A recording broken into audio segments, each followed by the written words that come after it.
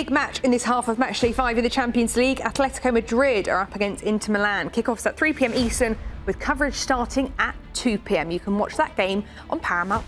Now, but Lautaro has kind of shaped up into an idol for Inter. I mean, he's going to be remembered as one of the top goal scorers to have played for this club in its history, and this is a club with incredible history.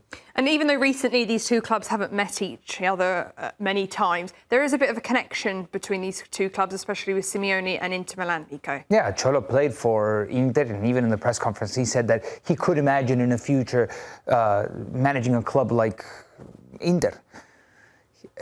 They have a similar spirit, Cholo, Simeone, Atlético Madrid, and Inter would fight, gritty, but also quality. I think it's almost like a blanket statement to just say that Atlético Madrid is this gritty, hard-fought team, because they have layers to them. And if there's anybody that has adapted over his, what do we talk about, 10-year basically, it's Cholo Simeone. Because if he didn't adapt, he wouldn't still be Atlético Madrid manager. So I think he's a manager that is very specifically identified with Atlético Madrid, but eventually, right, at one point, there is going to be a moment where he moves on, and he's going to have to land at a club that he identifies with very much, because if not, I don't think it'll work out. I would love to see if we could do a time capsule of, you think of the legends he's played with in his career, right? Whether it be was he at Lazio at one point? Mm-hmm. Inter? Lazio had a nice little gesture towards the crowd. Yeah. Oh, yeah, I remember that. Just seeing that picture with O Fenomeno in the back, it brings back a lot of memories. But I agree with everything you said about just what he means to Atleti. And you say he's your spirit animal, no? I feel identified in the way that Atlético Madrid plays and the way that Cholo Simeone plays. It's such a shame that he hasn't won more. I think he deserves to win a little bit more in his career. Constantly the underdog.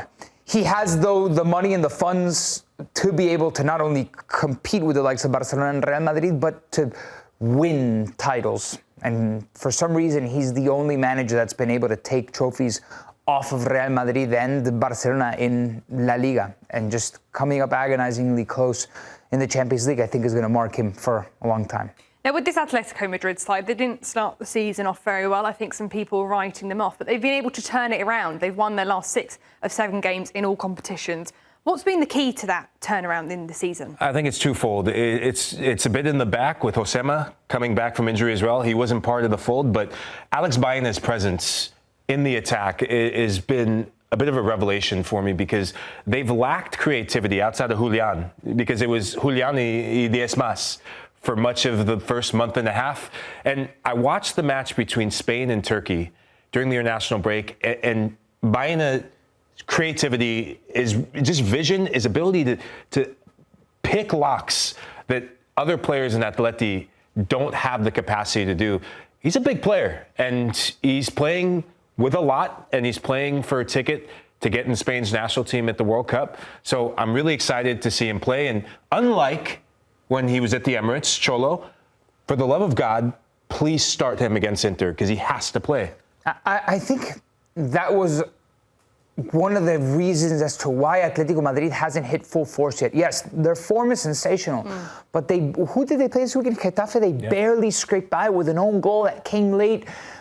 It does feel like a lot of the times if Julián isn't on it, the team doesn't have an answer. And funny enough, there's been moments where Cholo has taken Julián off, and Julián can't understand it, because if he's not the driving force, he doesn't find moments. But Griezmann has come back and blossomed a little bit. You mentioned Álex Baena.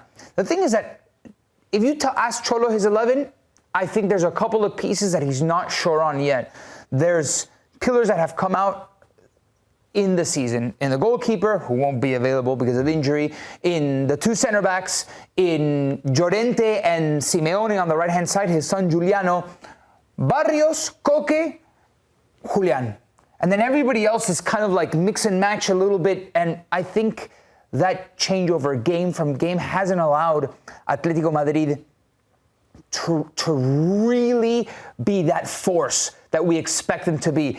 he had the same problem at the beginning of last season until they finally found their form. With this Inter side, they're coming off the Milan derby 1-0 loss on the weekend. We spoke about it earlier in the week that when Inter come up against these big sides, they've been struggling in Serie A, but they're third in the Champions League. What would be key for them tonight taking on against this Atlético Madrid side? I know Martinez is an important player for this side. Scoring the first goal is going to be critical because then you force Atlético Madrid to leave you that space in behind to probably inflict a little bit more damage, because if there's any team that's very difficult to play against, it's against Inter when they're allowed to get in behind. And in that transition play, obviously no Thuram, it's going to be Pio Esposito linking up with Lautaro Martinez. But we'll see what type of Inter we get. Another team. I think these are two teams that have shown in their football a little bit of inconsistencies. Yeah, when I watch Inter and I went back and rewatched, I know coming off the Milan derby, we get in the emotions of things, and Mike Maignan, his performance outstanding, but Inter should have put that game away. And the difference between them in the Champions League and them in Serie A, they're leaving teams around. They're creating a ton of chances, but they're leaving teams around in big matches when it matters most. They lack that killer instinct. And a big player that's been missing, Zielinski, who, Polish, last time I checked, he is not Mkhitaryan. He's a massive void. I also went back and watched the match against Napoli, and Napoli deserved winners. The game changed when Mkhitaryan was injured and came off the field. Their midfield got stretched. They don't have the mobility, and Milan exposed it. Christian Pulisic's goal comes from him dropping in the midfield, turning, and driving forward. So those two areas and spaces, they have to get right, but the killer instinct. Put this game away early when you get your chances, because Atleti, they come at you in waves, especially at home. I'm concerned as to see what that right-hand side is for Atlético Madrid, because of no Llorente also unavailable for this game. And if it's not Simeone, how is he going to work out that side?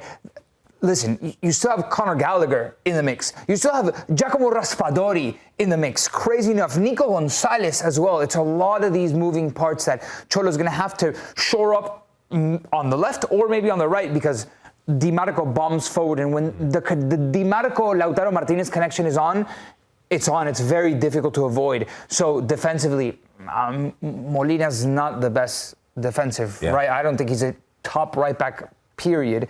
We'll see how he deals with Di Marco, especially when your right attacking mid on that hand side loves to bomb forward, and perhaps he's going to have isolation moments with the right back. Yeah, and Nico, you talk about this side here. Remember him? Marseille? We were talking about his addition in Enrique. Good last season, pedestrian this season. Denzel Dumfries is a massive miss. Yeah. He's a massive, massive miss.